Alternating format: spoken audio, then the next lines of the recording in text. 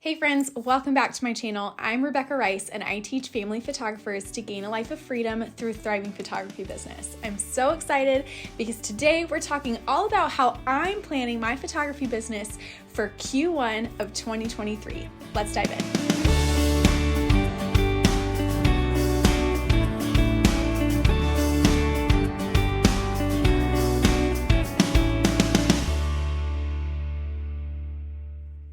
If you haven't already, go ahead and like this video so other photographers like you can find it easier, and hit the subscribe button so that you get notified when new videos go live every single week. Now, before we get too far, I wanted to let you guys know about a free guide that I have just for you, and it's all about mini sessions and how to build your mini sessions in a way that will drive huge profits for this year. And now, if you're wanting to do spring minis, now is the perfect time to get this blueprint. It's called my 3K Mini Sessions Blueprint, and it walks you through the step-by-step guide that you need to hit your first $3,000 in a single set of mini sessions, meaning one date, 2 to 3 hours, $3,000. So if you've never run minis before, or you have, but you've never made more than $3,000 on a single set of them, this blueprint is for you. So you can find it below in the description. Grab that today. It's completely free. You can download it and read through it and start implementing for your spring minis. I promise it's not too early. If you're watching this video live as it comes out, now's the time. Okay, let's jump in to planning out our first quarter of 2023. This is something that I highly suggest all business owners do every single quarter, is to put together a quarterly plan for what the next 3 months look like. And since this video is going live in January, this is the perfect time to plan out Q1 for the upcoming year. Now, one thing that I have to mention, it's my absolute favorite tool for quarterly planning, is Kat Schmoyer's quarterly calendar. And if you've never seen this quarterly calendar, it's going to change your life. I literally have it blown up really big on my office wall. I've got the 2023 calendar and then the quarterly calendar that I update every year. I've got it framed, blown up huge, and it is just a game changer in my business. So I've got that linked below too if you want to grab that. It's a printable calendar, so you can use it like it's a PDF. You can just download it and use it electronically, or you can print it out small, you can print it out big like me, whatever you want to do. That quarterly calendar is amazing. So the very first thing that I do when I'm planning out my quarter is I'm going to take a look back at last quarter to see what worked and what didn't.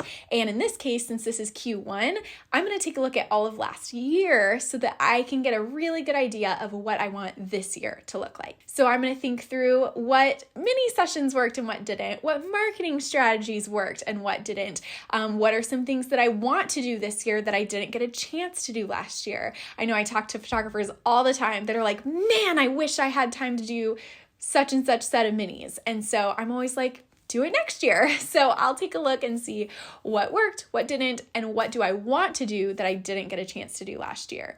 And also it's worth saying, you may want to take a look at what you did last year that you don't want to do this year, and keep that, top of mind as we're going through our quarterly plan. So the next thing that I like to do, of course, is I fill out my quarterly calendar with, the 3 months that I'm focusing on, the dates and all that. But then on a separate sheet of paper, I like to brain dump everything that is happening in Q1. So January, February, and March, I'm going to think through what are all the things that I want to happen in those 3 months. Some of that is stuff that I already know is going to happen just because of the timing of it, like spring mini sessions.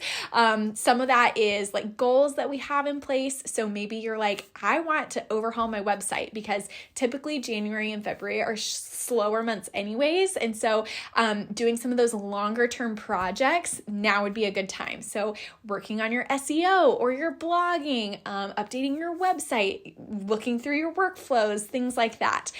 So make a big list of all the things that ideally you would like to see done in the next 3 months. From there, I like to plan out like my big launches. And so what that looks like is in Q1, I know that we're going to be doing some kind of spring minis.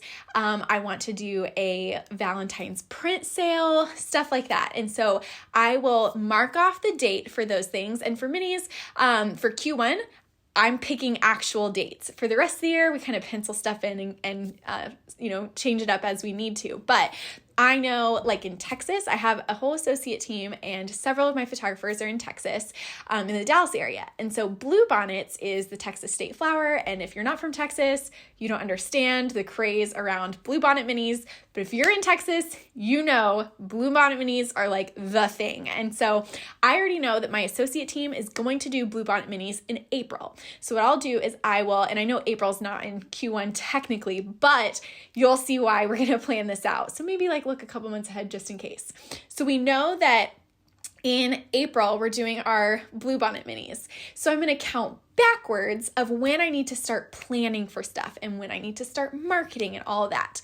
If you're in my Profitable Mini Sessions 2.0 course, you already know how to plan backwards and how many weeks you need to plan and what you need to do on all those times. If you're not in that course, I highly suggest go join the waitlist. It will be opening soon. But I also have a tool in my shop that could be really helpful for you, and it's called my Mini Sessions Playbook.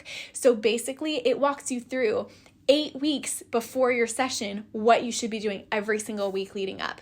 So if I know bluebonnet minis are in April, I'm going to count back 8 weeks and start putting in some of those key things like when am I taking my promo shots if you need promo shots? When are you going to advertise to your email list? When are you going public? When do you have to have Facebook ads prepped and all the things, so that my goal is that I stay ahead the whole time and I'm not like frantic the day of typing up an email to send to my email list. I want all of that done ahead of time and planned.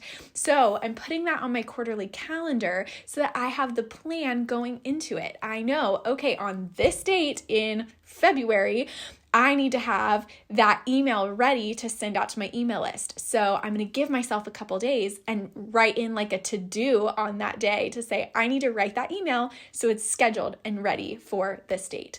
So working backwards is my favorite way to make sure that nothing gets missed, that everything gets plenty of time. Because I think the biggest mistake that I see photographers make, just planning in general, is that they don't give themselves enough time to market. Whether you're marketing mini sessions or full sessions or some kind of seasonal sale or stuff like that, you just don't give yourself enough time for the most part. So this is a great opportunity to be able to look at the quarter as a whole and decide what are the key things you want to focus on, then work backwards. One thing I love about Kat's calendar is that it has a monthly focus. And so every month I pick one thing to focus on for that month. And so maybe January, your monthly focus is workflows and you're going to overhaul your workflows. And then maybe in February, your monthly focus is client experience. And you're going to take a look at everything that goes into your client experience and what that needs to happen. So pick your monthly focus. And then I like that there's a note section because I also put like random to-dos in that note section that I'm like, this has to get done in January at some point. I will put that in the note section. And then another thing that I'll add is like, if I know there's a family birthday or something, like my son's birthday's in January, I'm going to put that in the notes section so I don't forget, because obviously that's important. I'm not going to forget his birthday, but I don't want to plan so much that I don't have the time and the energy to celebrate him. The last thing I wanted to point out about Kat's calendar, and it is so awesome, is that it has a success standard every single month. So you get to decide, what does success look like for that month? And so maybe sticking with our example in January, when your monthly focus is workflows, maybe your success standard is setting up your workflows in your CRM. So if you use Dubsado or Honeybook or whatever, maybe that's your success standard. For, let's say you're wanting to prep for your mini sessions. And so your March success standard is, hopefully you would start advertising by March, preferably February, but in March you start advertising your spring minis. Maybe your success standard is book X number of mini session spots, whatever that may look like. But giving yourself the kind of the discipline to decide what your success is going to look like. That way you don't allow your feelings to get in the way of like, oh my gosh, I feel like I'm failing. You have a success standard that you get to choose to go up against. It doesn't always have to be numerical. Sometimes it's like my success standard back in December was rest. Don't open my laptop. And because my team took the whole month of December off. And so that's my success standard, is like, did I not work? And so whatever that looks like for you, take your pick and you can fill that out there. Then the last thing that I would say in quarterly planning out Q1 is to put your quarterly calendar somewhere where you're going to see it.